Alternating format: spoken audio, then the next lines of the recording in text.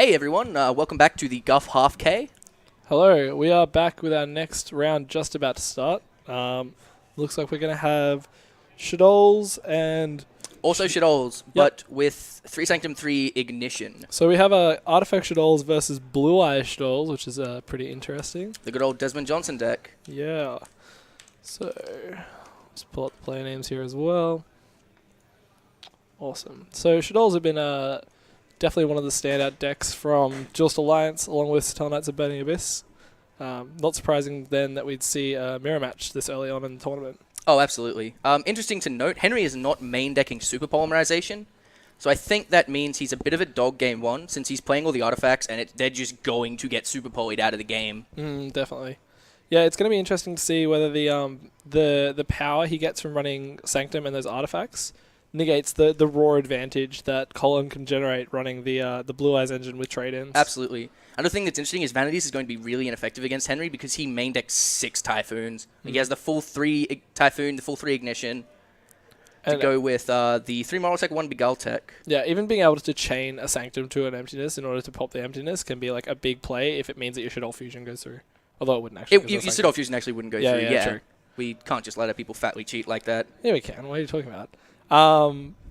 Cheating's fine. Cheating is totally fine. It's a stream. It's not like there's people watching. No worries. It's interesting to see every Shadow build is sort of slightly different just because the Shadow core itself is very standard, but because you have to run those light targets, there's always like the big debate about which are the best lights to run. Absolutely. Another thing that's interesting about Henry's deck is he only plays the 1 Lizard, but he has 2 Mathematicians, so... I don't know, I've always found when I played Mathematician in my Shadow decks that I always wanted 2 Lizard because it just comes up too often where you'll draw the first one and you can't draw with your Mathematician later. Yeah. I mean, for the first quite a while of me playing the deck, I would just send Beast with Mathematician and just fatly cheat people out of the game, but like... Yeah, that's kind of the deal. Like the big Mathematician versus Armageddon Knight debate, one of the major points that comes up is in order to use Beast with Mathematician, you do have to send the Squat Martyr first. So playing only 1 just means that, yeah, if you do draw it, that just removes one of your toolbox options with that card. Absolutely. All right, cool. I think our round's starting here. Yeah, we should be able to jump in. And yeah, here we go. Henry started. They're on the wrong side. All right, we'll just swap the names over, no worries. You tried, Dan, you tried. Look, I am not psychic. Oh, yes, there's a button for that. Thank you, Benarino. All right, excellent. So Henry started off with that Mathematician, send Lizard, send Beast. Seems like he didn't draw the Lizard, which is always nice when you open Mathematician. Yeah, and I mean, a lot of decks from Jaws Alliance are very, very strong, but it seems like most of them are just very good at generating incremental advantage. So with a play like that, it just means that by drawing off the Mathematician, he's essentially getting it for free, and then he's going to get another free card when it dies as well. Oh, that's quite strong, yes. Yeah, so... Not to mention, knowing Henry, he either has Ignition Beguile Tech set, or he has, like, Sanctum Emptiness or something. Actually, no, he doesn't main deck Emptiness either. That's very interesting. It seems quite brave to not main deck the 6 best cards in the format. Yeah, definitely.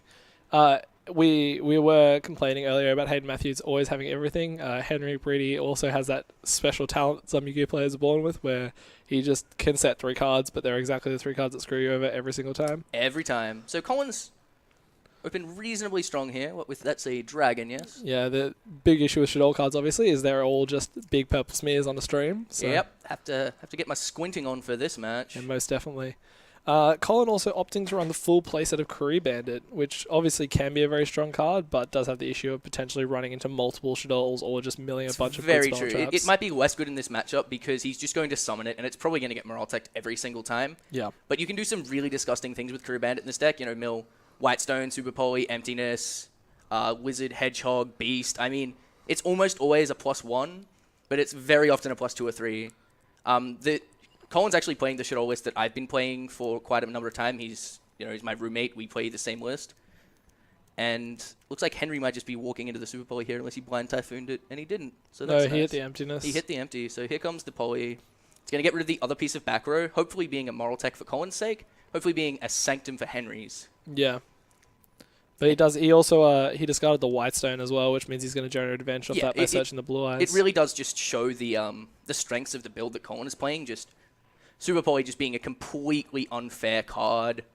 Also, to Colin's advantage, even if it is the Sanctum, it doesn't do a great deal, only because the only card on the field that he could possibly destroy is the Window, which obviously is immune to destruction effects. That's true. Oh, and he wouldn't have even been able to activate the Sanctum. That's the point that I was thinking of. Yeah. He would have at least been able to get a Morale Tech on the table, but Sanctum says you can't have a battle phase the turn you activate this card, Correct. right?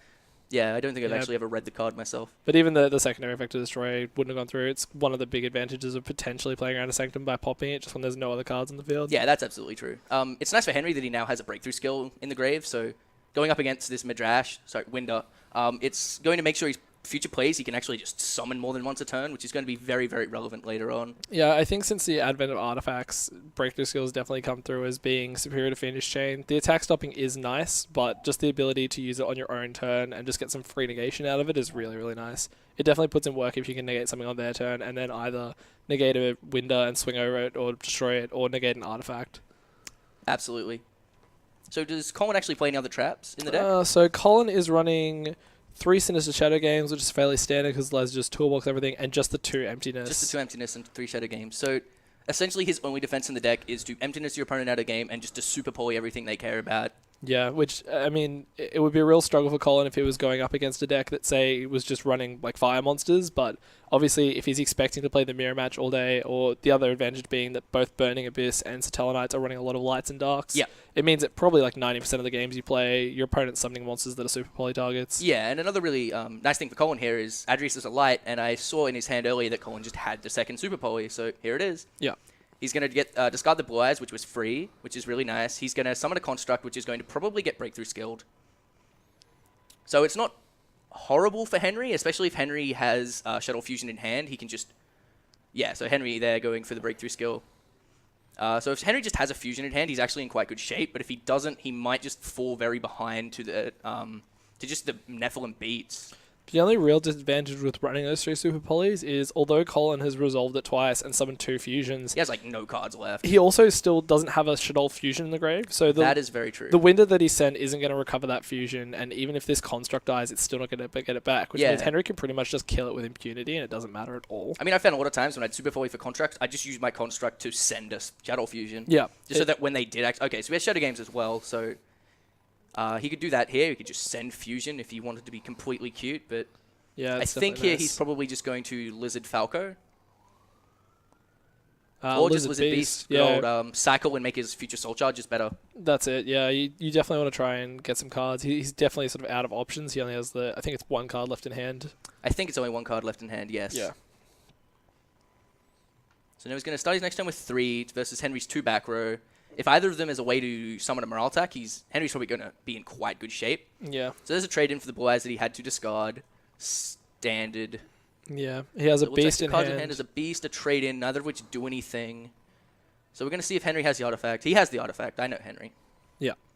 There's no way he doesn't have an answer to this. He's thinking. I guarantee the word thinking just came out of his mouth. It's pretty much exactly how it rolls. There's the ignition. Yeah. Yeah, Colin's checking ahead. Yep. Yeah, so he just sets the moral now, and he just gets out really far ahead. He's going to pop the construct, and he can make a rank 5 next turn if he wants to as well. And I'm not sure if Colin's actually going to be able to beat a Pleiades with the current cards in his hand, 2 of which essentially are complete deads. Even like an artifact Durandal would do it, because even if he tops the fusion, there's not a lot he can do about it. That is true. But that would also have me and Henry. He'd have to have a card he could set. Yeah, that's it.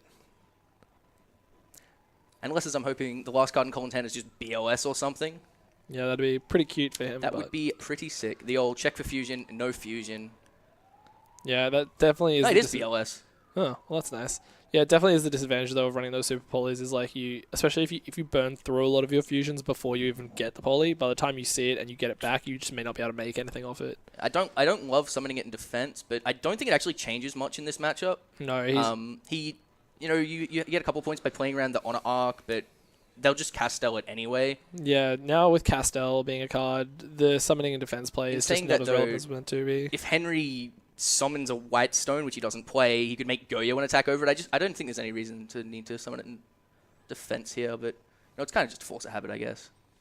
So the Allure comes out, allows Henry to dig a bit deeper in his deck, maybe see some outs to this BLS. Yep, banishing a Beast, which is fine because it really wasn't doing anything in his hand. It's important to note, though, that at the moment he essentially has a Beagle attack, which is only good in defense, and 2 blanks, which are obviously back row. Yep. Colin can effectively, like, he could buy himself back into this game by just sitting on that BLS Definitely. and He's just consistently going to cards. banish... Okay, so there's the Sanctum. So the which Sanctum is going comes to out. absolutely just probably put this game away. Yeah, that's it. It's going to take out the BLS. He's going to be able to make a rank 5 next turn. Yep. I mean, unless Colin's card set is Super Poly, which it isn't because it's trade-in. That's it. Being able to bluff those trade-ins, though, is like kind of good as well. It's nice. I mean, the nice thing about this deck is you do have a lot of bricks in your deck, but you have a lot of ways to discard them as well. Yeah. So, you know, Beast and Super Poly, you have 6... There's sort of 6 ways in your deck to actually just discard the bricks so that the dead Curry Bandits can also just be thrown under a Winder Fusion, which is also nice. Yeah, that's true.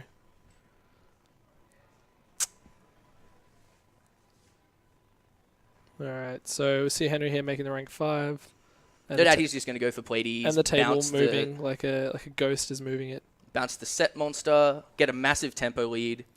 Yeah. Yeah, Pleiades in these low econ games is just pretty much devastating. I think Colin's only hope to winning this game here is either drawing a Super Poly or drawing a Fusion, getting whatever he fuses for bounced, getting some value out of his construct, and then just probably... Standard Colin showing how mature he is. Colin Scholes is one of the most mature people I've ever Interesting met. anecdote I heard about Colin from last night. Himself and his friends in drunken revelry were throwing things into a fire. The fire blew up on his leg, burning him horribly. He continued to throw things into the fire. Yep, and now here he is playing Yu-Gi-Oh! Instead of going to a hospital like he probably should. Probably, yes. So one of the disadvantages with Pleiades in like a low econ game like this is quite often you're forced into a play where unless you do something like the Mathematician he just did, you're sort of forced to just, especially with something like Shadol's, set a monster and then they just bounce it and swing you. And then they just bounce it and swing you. And if Henry just say drew a dragon and just hit it, it's 4,000 damage, which is just a lot. Yeah, that's it. Colin's going to be able to cash in his trade in here because Math Whitestone is pretty excellent. Yeah, the Blue Eyes engine definitely does. Yep, and there's give the you fusion, and there what looked like another fusion. Well, that's nice. So he's finally seen his fusions, which is... So as long as Colin doesn't have 2 Falco in hand, he's going to be able to make a very reasonable play here. Probably sending... It probably has to be Falco right now. Like, probably Falco Beast. This is one of those situations where if Henry had had the Vanity's Emptiness just there, he would have completely locked Colin out of the game. Yeah, he would have just absolutely because it would have just been like, Pleiades Vanities, Fusion doesn't resolve, the other card in his hand is a Fusion, which isn't useful, and... Is it possible Colin's out of lights? It is entirely possible. He has seen at least 2 Whitestones and up Blue Eyes, and the second Blue Eyes actually because he searched as well. Oh, this could really... be not great. Bite him, yeah. So this is the whole deal with Shadol's. They are forced to main deck those lights. Looks like he is definitely out of lights. It's really like a deck building choice, a very important one as to what lights you run. There are people who do things like they run the Lights 1 engine for the mill, or the Blue Eyes engine is like a good option as well. The Artifact engine is not a bad one. People at Toronto, I believe, are running Outstanding Dog Marin, which for those who aren't aware, shuffles itself back into the Henry deck. just has the evac as well. Oh, of course he does. Standard Henry. So he draws a card, Curry Bandit, which does absolutely nothing. So what's going on? 55. He gets pretty much one more turn in this game. Yeah, that's it. So it's really like... so Henry's probably just going to bounce the back row. It's really a decision of like when you're building Shadows, whether you run impactful lights, where if you draw them, they're going to be great and actually get you ahead in the game, or whether you run lights that like are going to be great if you resolve that fusion and send them to the grave. Absolutely. So Outstanding Dog Marin would be an example of like in your hand, completely useless, but if you're able to just fuse from the deck and shuffle it back in, you know that you've just always got that light in deck. Yeah, I mean, it's fine in your deck. I'm not a huge fan of Marin because when you play even just the Light Swans, when you fuse from deck, you send Lilas to grave, which makes your Soul Charges later very, very good. Yeah. Because you can just, Soul Charge back like a Lila or a Raiden, destroy a back row, make a Scrap Dragon, kill another back row. The Scrap Dragon's usually going to be destroying like a Falco or a Hedgehog you control. And it's just, you just get so much value. Yeah, it's like saying with the Blue Eyes, some of the strongest plays Colin's deck has is to Soul Charge for a bunch of cards, including like a Blue Eyes and a Construct, make like a Felgram with a Blue Eyes and a Construct under it, and then get the fusion back. He gets the Construct effect for Soul Charge, and then when he detaches it, he gets the fusion back, and like just that one card he activates can just put him like 5 or 6 cards ahead. Is Construct when it's fusion summoned or when it's special summoned? It's when it's special summoned. Yeah, it's actually really strong. Obviously the only way you generally bring a Construct back is off Falco. But so obviously face down won't trigger. Also, something I've been meaning to ask: if you say call the Haunted one of your fusions from the graveyard, does it count as a monster summon from the extra deck? No. So it's important to note that Shadol Fusion allows you to summon from the deck if your opponent controls a monster special summon from the extra deck. it doesn't mean an extra deck monster. So just being an Xyz, a fusion, or a sinker isn't enough. That has to actually have been summoned directly from the extra deck. That makes a lot of sense. Even, for example, if you summon a sinker and activate Book of Moon, the monster will remember that it's special summoned, but not where it was special summoned from.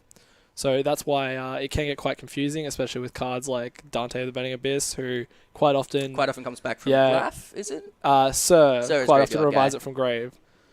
So Colin's he's using those fusions now, so at least he has a little bit of a way to get some of the dead cards like the Beast out of his hand.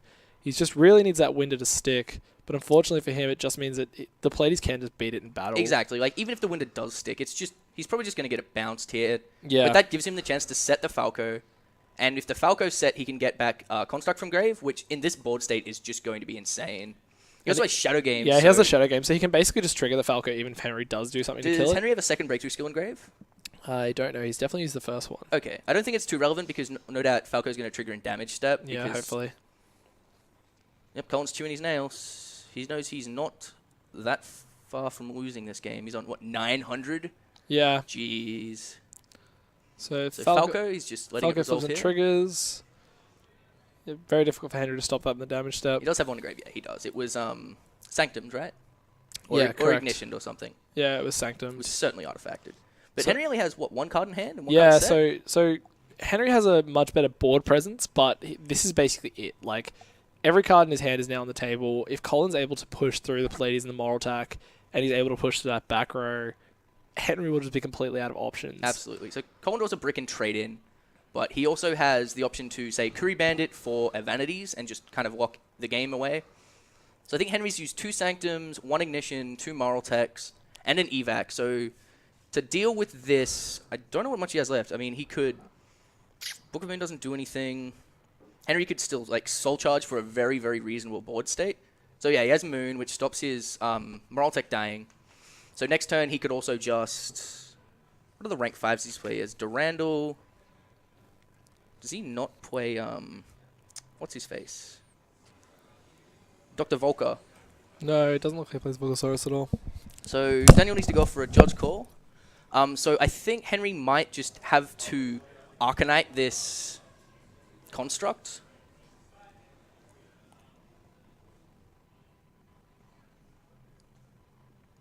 So he's got the Falco. I don't believe he has another construct in graveyard, but he's probably just going to set Beast and try and draw some cards and get the trade-in out of his hand.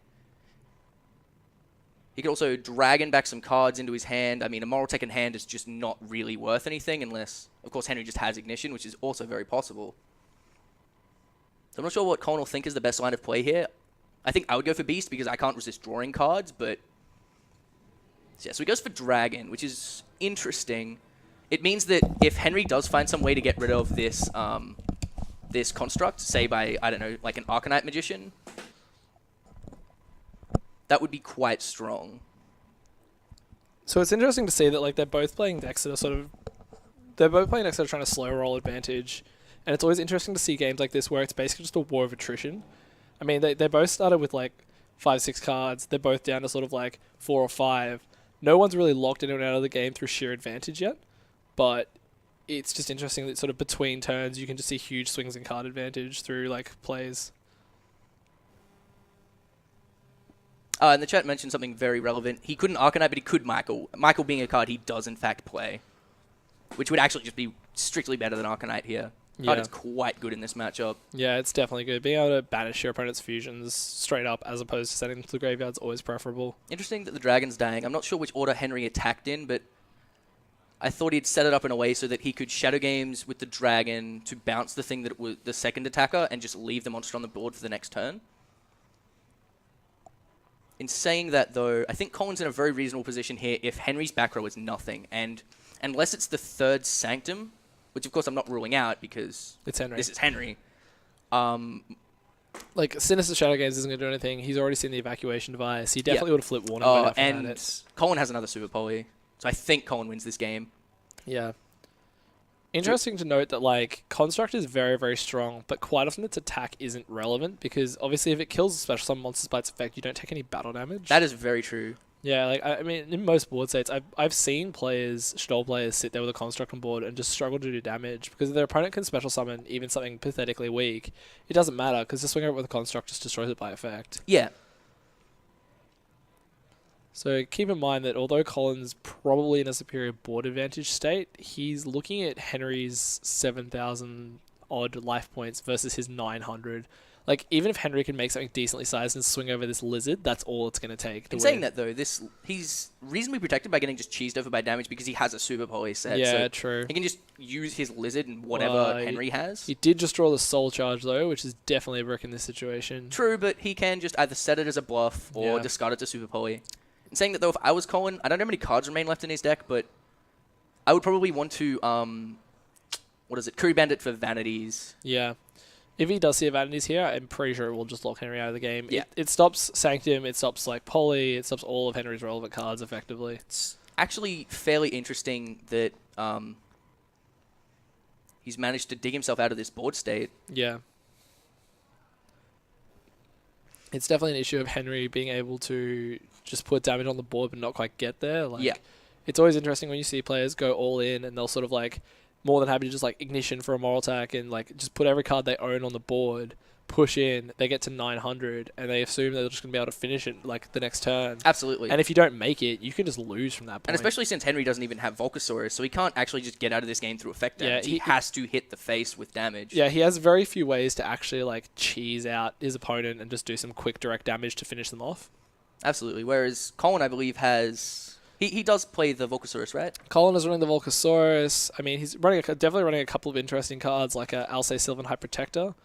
For those who insanely for those strong. who aren't aware, it's Oh yeah, we'll bring that up. Yeah, now. we'll bring that up. It has a couple of different effects. Bit of an unconventional choice with Shadows. It's a light rank 8 monster, and it basically every time you can mill a card from the top of you can execute a card from the top of your deck and call it, and if you call it correctly, you add it to your hand. I've drawn so many Vanities off doing that. So you can just randomly call Vanity's Emptiness and potentially just straight draw a card. But in addition, it has an effect that if a card is sent from your deck to the graveyard by any means, you can detach a material to bounce a card your opponent controls. Not just bounce it, either put on top or bottom of deck. So oftentimes, what I've done with this is you make a really fatty soul charge. You have like rank 8 in Alcei, rank 5 in Durandal, and like say like a Winder on the field, and then you Alcei one of their bad cards to the top of their deck, so they're locked out of drawing something good like Super Poly, and then it's 32. And if you have a Shadow Games, you can bounce something on their turn as well, so you can spin something on their turn as well, because it just cares about a card being sent from your deck to your graveyard back card effect, I believe. In addition to its own effect, it can be triggered off Shadow Games, it can be triggered off Shadow Fusion if you're able to resolve the correct effect of sending it to deck to grave. So there's actually quite a surprising number of ways to trigger this card. I've also triggered it with Super Polying a Lizard in my opponent's turn, and just completely ruined my opponent. I've Super Polyed with their monster, Construct, Alcei'd them away. Yeah, so just definitely one of those cards that's difficult to play around because there's just so many random ways in which you can trigger it. And if you're not expecting a card like this in Shadows, which you wouldn't necessarily, it can just lock you out of the game really quickly. Absolutely. I mean, that's more Colin's point of the deck.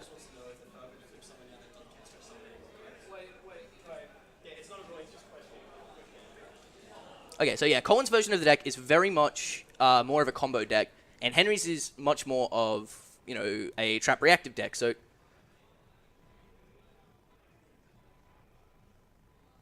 looks like the game's just going to be locked up here. Henry has 2 cards, and I'm not sure what 2 cards in the game would get him out of this unless it's Super Poly, card for Super Poly, and he doesn't main deck them.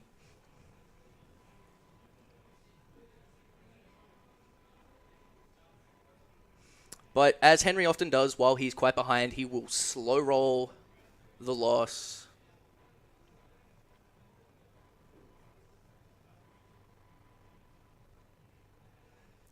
Ooh, this could be BLS. And there it is. Now, not strictly related to this game, but during the judge call I just made, I saw someone who I believe was running Artifact Inkers. As in Chronomalies? No, Inkers, as in like a Super and Fire Ant, a Castor. Oh, a deck that's quite near and dear to your heart. Yes, most definitely caught my interest. So we'll definitely have to see if we can how that goes later on. So yeah, as we were talking earlier, because Colin was just at such a low life total, he got Super Polyed. Colin made a Construct, and then to play around, I believe, like such a fusion and such, and to play around a Synchro or something. And then Henry just fatly dropped the BLS and attacked over the Lizard to game. Yep. Yeah, that's definitely an issue when you're on that sort of life total. There's been plenty of times when I've sort of been hovering around 400 life points, And even though I'm slowly starting to crawl back in advantage, if you only have one monster on board and you don't have a D prison or something, you can lose your opponent having no cards and just topping a tanky bear and just being like, tanky bear blow away a And monster. you can play around that to some regard. I mean, Colin could have just put the wizard to defense and not attacked with it, but he was pretty safe, I think. Yeah, that's it. It's interesting that he's super polyed in main phase 1 to not play around a chaos monster. Yeah. But, it would require Henry to just have the BLS, which is, quite likely. But, yeah, see, you can see Colin there. Obviously, talking his bad beats to whoever's sitting next to him. Yeah, it's always like tilting when you sort of trying to fight your way out of a hole and then you just get reminded of the fact that, hey, remember how you're on 900 life points? Yeah, BLS, you lose. I mean, I'm not going to lie. I've won my fair share of games in my time by just punching the top of my deck and going BLS or I lose, and it's just BLS. Yep. Yeah, it's definitely a good card. And sort of, it's odd. It's one of those cards that it's very, very strong individually. So, like, many people would argue that it's worthy of being banned instead of limited. But it seems to be very, like, it fluctuates greatly. Like, you look back to Mermail Gear format, and, like, no one was playing BLS, because why would you? None of the good decks can run it. Individually, it's a great card, but it seems to mostly depend on what decks are good at the moment and whether or not they're able to run it. Yeah, absolutely. I mean, there was a period of time where that no decks played Darks or Lights. It was either, as you said, Mermail, Giga, Dragon Rulers, which is just everything but. That's a good point. Apparently, he main phase won the poly in order to play around a Black Rose Dragon. That does make a lot of sense, yeah. I couldn't remember what monsters Henry had on the field, but it makes a lot of sense if he was just doing it to play around getting nuked. I mean, if he just got Black Rose there, I mean, it was pretty much just, going into a top decking scenario, and Henry top decks better because it's Henry. So going into sideboarding for game 2, I'll have a look at Henry's here. So he has a Thunder King, a Defusion, a Mind Control, 3 Super Poly, 2 Vanities, 2 Malevolent Catastrophe, 2 Wiretap, and 3 Deep Prison. So there's a few cards here that are quite interesting. The Windmill Slams right into the deck are Defusion and Mind Control, which is just pretty insane in the mirror. Super Poly, which I think should definitely just be in his main deck. See, the problem where he's gotten to this situation here, where he has like 11 cards that would be good in this matchup, and he probably just doesn't have enough cards to side out. I have a feeling Henry's going to do what he normally does and sides out his Ignitions and the Begal tech and like 1 Moral tech, which gives him a fair bit of space, but he probably just doesn't have enough to add the Defusion, the Mind Control, the Polys, the Emptiness, and the Dimensional Prisons. And Dimensional Prison is pretty solid here. Yeah, Colin's definitely running with the very thing that seems to be very standard at the moment, which is rather than siding for his opponent's deck in an attempt to beat it and disrupt their strategy, he's just counter-siding. Yeah. Often when you're playing the best deck, or what's regarded as the best deck, you essentially know that people are going to have 9 or 10 cards in their side deck specifically for you. And if your core strategy is really strong, all you really need to do is stop them resolving a couple of those, and you just win the game by virtue of your deck being straight better than theirs. Absolutely. So you see Colin's side is mostly just Typhoons, Wiretaps, and the Lilas, extra emptiness. Even like the light monster, the spells and traps. Yep. Like, so you can tell he's honestly just expecting Henry to side in like a bunch of floodgates, vanities, all that sort of stuff. Absolutely. I mean, when I was playing this list, I had Fairy Wind in my side because you can just get floodgated out of the game very easily in this deck. But he is interestingly also running a Rivalry of the Warlords. Obviously not useful in this matchup. But I find it quite good against Burning Abyss because they basically can only make Tempo, and that card just does. If they're making 1700 vanillas against you, were just that is like an extra deck monster. You were just so very happy with how the game is going. Yeah, it's definitely true. It's interesting he's playing Rivalry of a Flying Sea. I know the reason is because we don't have enough Flying Seas in our house for all of us to be playing them.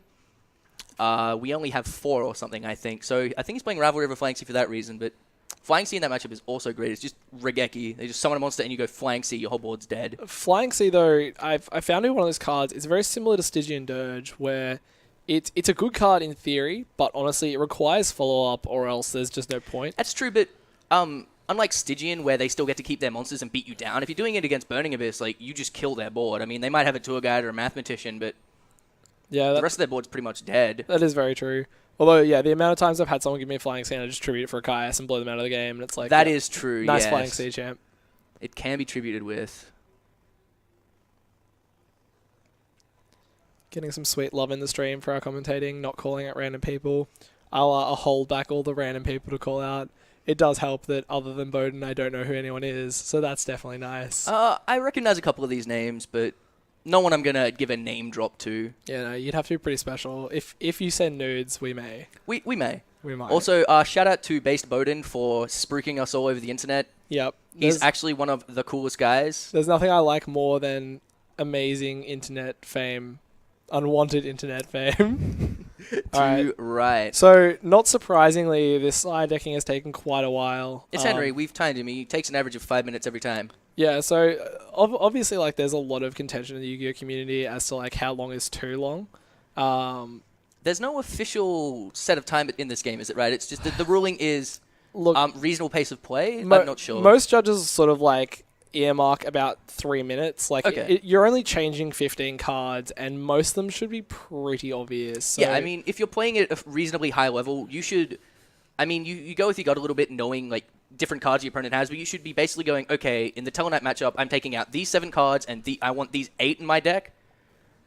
And that might be it. And Colin looks like he's open reasonably weak here by just going Dragon Set Typhoon. Yeah, but the 3-minute thing seems to be a thing, but it's also just the question of, like, if you know that a player generally takes quite a long time to side, it's less likely to be malicious. Like, if you know that a player can side in 2 minutes and then randomly they're close to time, they've won game 1, and they just take 7 and they minutes suddenly aside, take 7 minutes aside, that's when you're kind of like, okay, well, that's not on. But I mean, Henry doesn't do this maliciously. He's very methodical with his plays. Yeah, he generally does. Like, we make jokes about him thinking, but he legitimately just analyzes every option, and quite often that means he'll be out on top. Especially when you're playing cards like Moral Tech, it's really important to know when to flip that sanctum. If you flip it at the wrong time, it can go between completely crushing your opponent's game plan to just being moderately annoying. Yeah, you can't just Sanctum the first face-up card they play. Like, yeah, it's very important.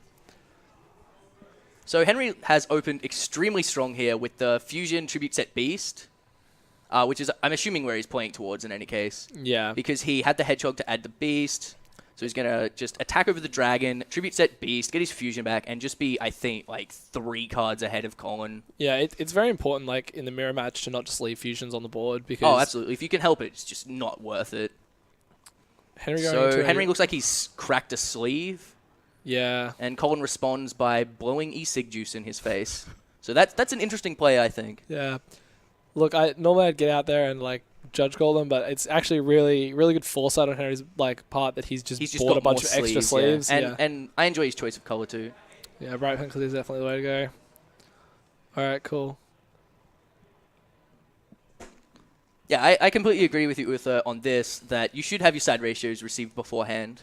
Yeah, even if your opponent's playing something a bit odd like Blue Eye Shadows, it still shouldn't be a question of like, oh, do I side in this card that obviously doesn't work? Yeah, I mean, you're pretty much going to have 90% of the idea of what you're going to side in, and you might see them have something different game 1, or they might have a different sort of play style that might change a couple of cards, but, I mean, the format right now is pretty much just the 3 new decks, so you should have a very good idea of what you want to side for those decks. Yeah, exactly. And it just comes from playtesting, and I know that Henry...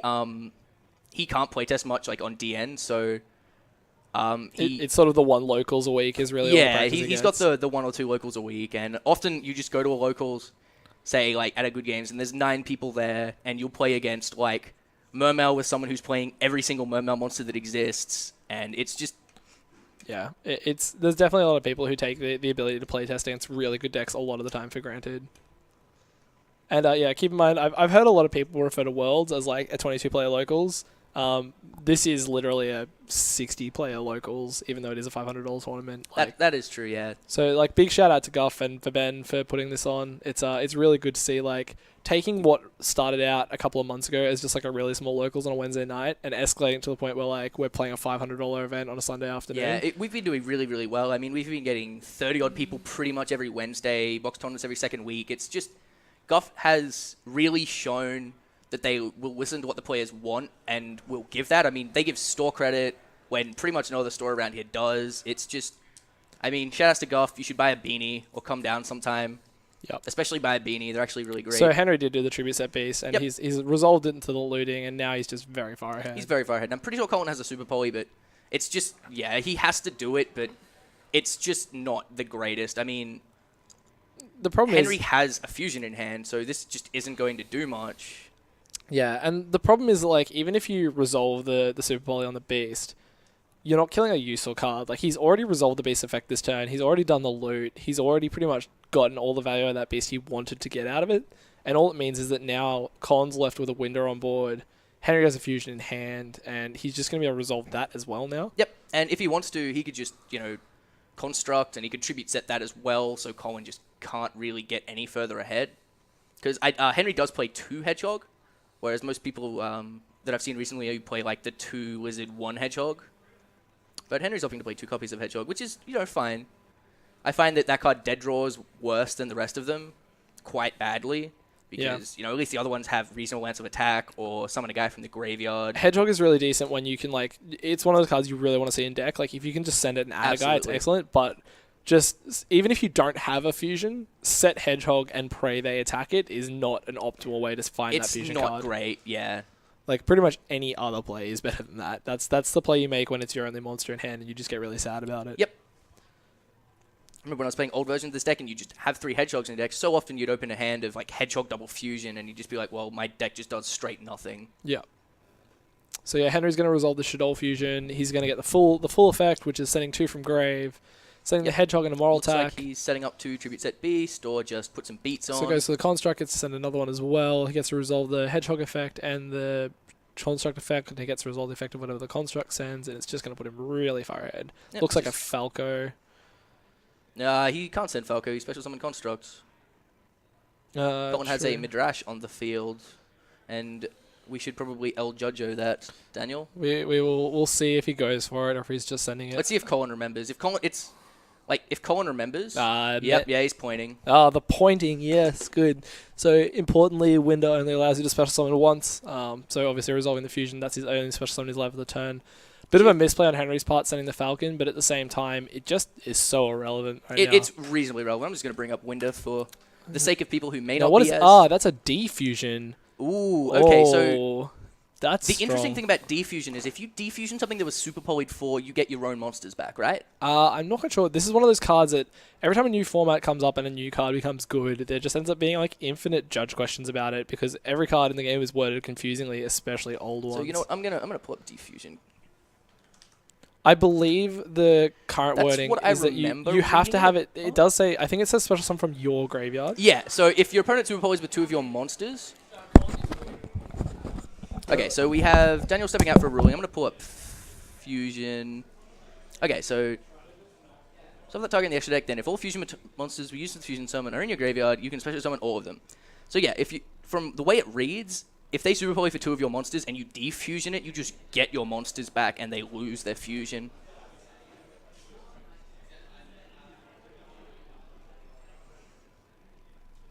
So I'm not sure what the chain is at right now. I'm assuming what Henry's asking is if he can respond to the Falco or something to try and summon it by just removing the window from the field, which I'm pretty certain he can't do. And it looks like Henry's taking it back, and Colin is quite unimpressed by this fact.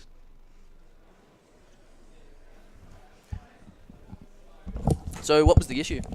So interestingly, the defusion includes the effect special summon the monsters that were sent. Oh, okay. So because obviously Henry have already special summoned this turn, could he just not activate the card? It's a big question that I should probably look up.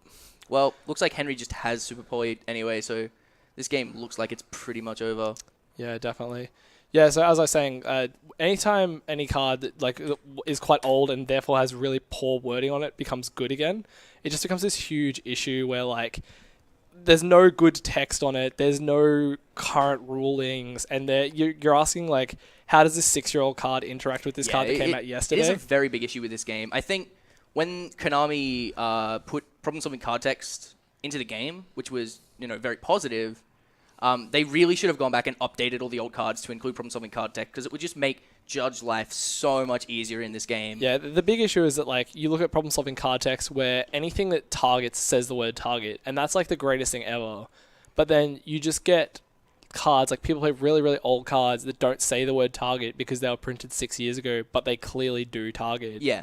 And their logic just becomes it doesn't say target, so it doesn't target because that's what they've been taught. Yep, and I mean, the old print of Arcanite Magician doesn't say it targets. Yeah, so exactly. I remember people have just been at locals just playing, they'd go against Boojins and they'd just say Arcanite, kill it, when they only had the turtle engrave.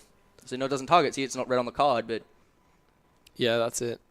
So you're doing the old search Wikia for judge rulings? Yep, for judge rulings for cards that were a million years ago.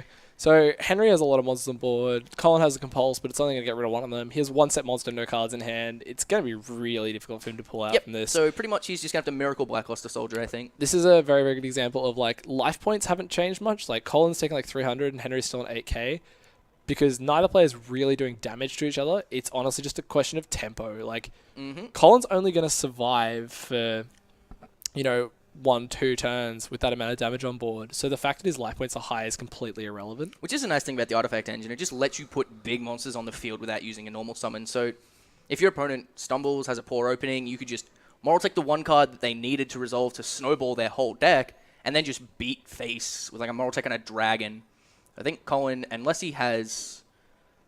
I don't even know what he could have here. Yeah, he's just going to trade in his BOS, and that never feels good. He draws into Fusion and looks like a Shadow Beast. We have Hamish Poole, who's kindly volunteered to go check a ruling for us with the King Judge. Oh, it's Hamish Poole with Paul El Kaito. No, Earl, who is a good man. He is a good man. Alright, good. So Colin seems to have drawn the Fusion, which is like a really big advantage to him because obviously his opponent does have the Construct on board. Yep. This is the real issue in the mirror, is that quite often you're forced to summon a Fusion in order to break their board, and you don't always have the beast to do a thing. Yeah, you don't always have the beast to deal with it. And even here, the Construct is just going to trade.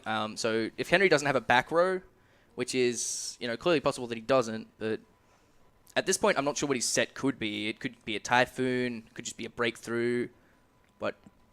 So just a bit of clarification, it does seem that he can use Defusion on the Winder because the special summon is optional, but he was trying to sort of send the Falcon, and then once he realized the Falco wasn't going to resolve because of the Winder, he wanted to go back and activate the Defusion on the Winder, which obviously his opponent just didn't want to let that happen. Of course not. I mean, there's $500 for first prize here. Yeah. If your opponent makes a mistake, you're going to capitalize on that. That's it. And this is one of those things, like, as we mentioned, there's very little, like, consistent competitive environment in Australia. There's obviously the Nats every year, and occasionally we did have a YCS last year as well. Like, regionals are fine, but even they're just sort of larger locals. Yep. Very few players actually have the mindset of being able to just play competitively. The idea of, sharking people and not letting people take things back is very important. It is a big deal, yeah, and it's something I've even had a problem with, where I've just not wanted to, quote-unquote, be a jerk about it, but it's just, if your opponent makes a mistake and then wants to take something back, if there's anything real at stake, it's just not something you should let with happen. half a K on the board, even round 2, people aren't going to let people take things No, back. of course not. I mean, if these people were both, like, I'm assuming the split's going to be X1, maybe X11, but I know Ben is really big on no collusion. Yeah, that's it. I don't think we're going to see many draws today. Yeah, we're trying to avoid any sort of, like, I know intentional draws are probably one of the biggest topics of discussion in the competitive Yu-Gi-Oh community. I know, like, Magic... It's perfectly legal. Yeah, like, collusion is perfectly fine as long as there's no bribery involved. Yes. But, you look at, like, the ARG where, again, that's fine. You're allowed to draw in order to let people top. But you look at an event like this where, in all likelihood, it's quite possible the top 8 could just be like, yep, sweet, let's split the prizes and get, like, $150 store credit each. And it just really, like, it kills the spirit of the tournament. Like, you look at, like, we're streaming in and people are coming to win. Yeah, and if we just got to the end and we're like, okay, thanks for joining us, guys. Top 8 colluded and split. Goodbye. Yeah, then that's no fun for anyone. It sort of does kill the spirit of the game. Yeah, it's much better if you have an overall champion who, like, has a nail-biting final match kind of deal. Absolutely. So from what I've understood, from what I've been told by the tournament organizers, there's not even going to be any splitting for the finals. Yeah. I mean, of course, players could just say, yeah, we'll split, and then just play it out anyway. But there's only so much you can do to stop collusion. I mean, if people want to draw, they will, which is why I think it should probably be legal in this game. I mean, I've done my fair share of, do you want to, like, draw into top 8, and then you just sit in the last round on either equal life or your opponent's up a game, and you just stay up on life. Alright, cool. Yep, so we've got Colin... Is he adding a fusion of a hedgehog? I think he is, but at this point, I'm not sure what he can do that is relevant. That's it. He's got the fusion there. He has the opportunity to try and break Henry's board, but it's really just, especially this late in the game, once you sentinel That things. is a mind control. So that could definitely change things. So we can mind control the Michael. Use the Michael to get rid of the construct. But then Henry still has the Michael on the field, so... I mean, he can even, like, mind control the construct and make a Felgrand or something crazy like that. That would be quite strong. He could also make an Alcei and just spin the Michael, but I wasn't paying attention. I'm assuming Henry has a Falco set. Yeah. That would be my assumption as well. You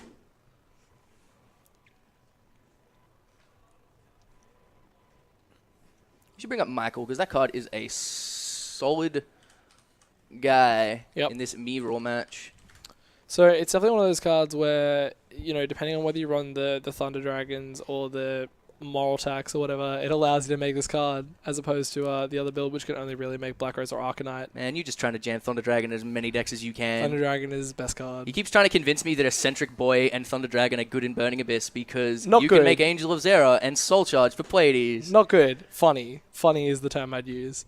Alright, so we have the Falcon Flip with the Shadow Games reviving a construct. So at this point, Henry has 2 constructs and a Michael. Colin, did he just not use the mind control? It does appear that way. That seems... Oh, no, it's still Colin's turn. He's sending the fusion with the construct, because I think he's just sort of out of options for things to send. So I'm assuming he used a Whitestone and Henry's looking through his deck. Yeah. So the standard play of Whitestone being a mandatory effect, if your opponent doesn't add the Blue Eyes White Dragon from their deck to their hand, and you can't verify 3 legal copies of Blue Eyes in other places, you are actually allowed to quickly verify their deck. Because Colin only plays 2, and he already has the legendary Engine of Destruction in his hand. But it's always a strange thing. Like, you can check your opponent's deck, but it tells you nothing, really. Like, all it really tells you is, like, if Solemn Warning is already in their deck. So actually, the interesting thing, which is why I wanted to look at Michael, Michael does say... So he could just mind control the Michael and make it take itself. Yeah. But then he's still looking at 2 constructs and just doesn't have it out. Yeah. I think what Colin really needed here was a Soul Charge, which neither player has seen or used this game, or in the series of games even. I mean, Henry opting to only play 1 copy of Soul Charge, which again seems interesting. It's just, I'm really interested to see that, like, both builds are sort of like... It honestly seems like Henry might have sided out quite a few of his traps as well. Because compared to game 1, he seems to just be setting a lot less cards. That's which true. Means it's sort of purely running over, like, monster advantage. But in saying that, he can side out the traps. Yeah, so here we go. Yeah, so here we go. We see the Alcei. Yep, so now he can just use the effect, call Head of Exodia, excavate a card. And even manage to detach excavate the Wizard, which is pretty excellent. So now he gets the Lizard effect as well. He gets the fusion back from the construct and just and goes... now he has a 3/2 defense monster on board, which Henry really can't break without going into either a Michael or a construct. Are we in time? I believe we might be in time in game 2. Is that what that dice is? That's quite awkward for Colin. So now Henry has 2 set, which means Draws that an upstart, which he can't activate in time. Colin doesn't have to worry about Super Poly as well, because he has every card in his hand set. Yep. Henry does get the fusion back now, though, so he should have a card in hand. Be a very interesting play if that was a Super Poly, and his whole plan was like, if I get my fusion back off the construct, then I can Super Poly. That's a pretty good play there. Yeah, that would be brave. Very brave. Well, I mean, the evac's going to resolve, so that it seems quite likely.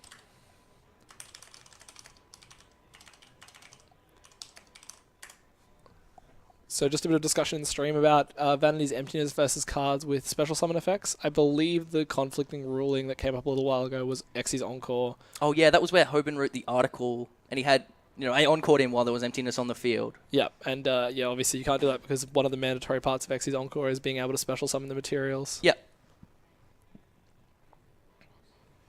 Alright, so we see the Book of Moon on the construct, which probably only delays things. In saying that, though, Henry's up on life in time, so that's really important. He's up on life a lot as well. Like, even just negating that 2/8 damage from the construct could be really important if the next thing he does is set a monster. Yep. Oh, he just has the fusion as well. Of course he has the fusion. He added it back off the this construct. Is probably going to be a rulings question because the monster is face down, I imagine. Yeah, well, they're saying words, so you may need to go out there. I may just interfere. I think Colin's just flipping his hand saying, like, look, I have nothing anyway. And it's turn 5, so it's like, why are you trying to do things? Yeah, that's it. If he's up ahead on life and there's no way he can do it, yeah, that's the handshake. If he's ahead on life and there's nothing Colin can do about it, then there's not really an issue. All right, so I don't think Colin has ever beaten Henry in this mirror match, which is kind of interesting. Definitely a lot of back and forth. I think a lot of it was just Colin never really had the opportunity to be proactive in that match. That's true. the entire time he was playing, it was literally just a question of him trying to answer Henry's board. Every single time Henry had the opportunity to just put a construct on board with the Sanctum set, and anything Colin tried to do would just be like, okay, well, this is you desperately trying to stop Henry's plays, absolutely. and he just has the outs. All he had Henry to do was stop him. Definitely being the proactive one in that game, and I think Henry resolved, 2 Super Polys or something? Yeah, exactly. And the first Super Poly that Colin used just didn't feel good. I mean, he just had to waste the cards on it, made a Midrash, which was just outclassed by the construct that was already on the field, or that Henry then summoned. I don't remember all too well the start of this game. This game was rather long. Actually, Uther, I believe that the monster will remember it's special summoned, but not that it was special summoned from the extra deck if it's flipped face down. Also, Scott Jones is not here, sadly. Yeah, so there'll be no Scott sadly, Jones the old feature. Scotty Jones is not here, which It would have been nice. It really would have been. I would have been very interested to see what he pulled up with at this event, and then he would have tried to convince everyone it was the best deck, and then he probably would have played 3 Threatening Roars in it. Well, yes, that's actually exactly what would have happened. Yep. Jihad is just quietly lurking behind us as you do. There's a rather excellent nose print on the glass from where he decided to see him before. He, as they say, is quite greasy. He is a very greasy I think there human might being. be like $20 of grease just on his forehead. The kids at Macca's eye him off, and they're just like, we could get this kid and we could use him. Actually, I think my favorite Scotty story was Scotty went X3 at Nationals and the cut was like X2-1, and then he came up and started just talking about all his games with Colin and myself, and it was just like, oh, I went X3, how'd you go, Colin? And I played Giga, I thought it was really good, and Colin's like, yeah, I went XO, won Swiss with Giga. And then Scotty just kind of was like, oh, walked off. Real funny. So I believe I'm doing an interview with Mr. Henry Hamster McBreedy Have Everything. Yeah. And so get on, put the headset on, pal.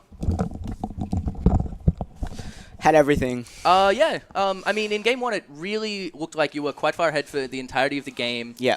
Until you got really behind after Colin managed to get the Nephilim back from the graveyard. And then you were just kind of like, threatened Black Rose, he super polyed you, and you were just BLS you lose. How'd you feel about that? Did you draw the BLS that turn? I can't remember, actually. Let's go with saying that you probably did. Yeah. I mean, okay. When you need BLS, he's just there. Yeah. That's why you play him. Yeah, you have to play BLS. I mean, it won me the game. Like, oh, absolutely. Definitely. I think what I wanted to ask you most interestingly is on your decision to not main deck Super Poly or Vanities.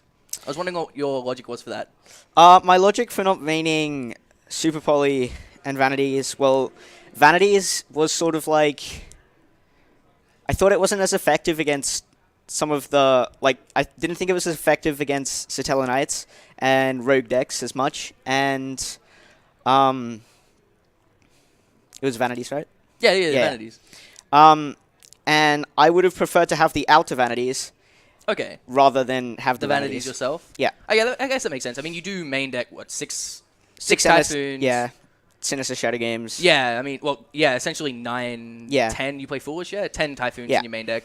So, I mean, you can basically never lose to Vanities in game 1, unless you're just really unlucky, which you never are. Yeah, that was the idea, yeah. So, Super Poly not in the main deck. What was your reasoning for that one? Just the fact that I didn't want to go... I hadn't been testing that much. So I didn't know whether I was going to be playing against rogues and stuff today. Okay. So the idea was that Super Poly wouldn't be effective against rogues if they didn't play light or dark. Fair. So I didn't want to have 3 dead cards in my deck. I mean, it's mostly dead. I agree. I mean, sometimes it puts a really bad impression of like an El Shaddai fusion in, and sometimes it gets you there. Yeah. But I can see that. I mean, you don't have many good discards in your deck either. Whereas Colin, was playing the Blue Azes, which you don't care about really discarding, the White Stones, which you use value for, and a bunch of dead cards. Whereas you were playing, you pretty much every card that you had, you wanted to either set or just have. Yeah. So I can understand that. Every card sort of had a value in the deck. That's something that's interesting. I wanted to ask. Did you side in the triple dimensional prison for there? I did. You did. I don't remember if I saw it flipped. A lot of. No, I didn't draw it. Game. Yeah, I didn't think you drew it. So how do you feel about the mirror in general? Do you feel like playing the artifacts mean you're favored against the general mirrors? Oh, I think it's the opposite, actually. Okay. I think that the Baby Dragons definitely have a really good matchup against... Yeah, so you're talking like the Hoban, Lightsworn, Baby Dragon version of the deck? Yeah. Yeah. I'm not sure about Blue Eyes, but then again, I played against you recently, and I got destroyed by you when you played the deck, so... Oh, yeah, absolutely. But I And I'm really glad I just kind of opened the stones against you and just showed you because you Yeah. were talking mad game. You're like, there's no way this version can be good. There's no way this version can be good. Yeah, I didn't think And I'm you just like, have Soul Charge, I'll say Winder, Durandal, Vanities, just beat it, please. Yeah, You I can't. didn't think you could make Unbreakable No, Worlds, it but definitely can. that was my mistake. I So think, I tested it, but I bricked really hard with it most times. yeah, so. that's fair enough. How many matches did you play with the deck? Did you say? With which deck? With the Blue Eyes version when you were With the testing Blue it Eyes out. version, I only played 3 because I can't test on DN at the moment. Yeah, that makes sense. That makes sense.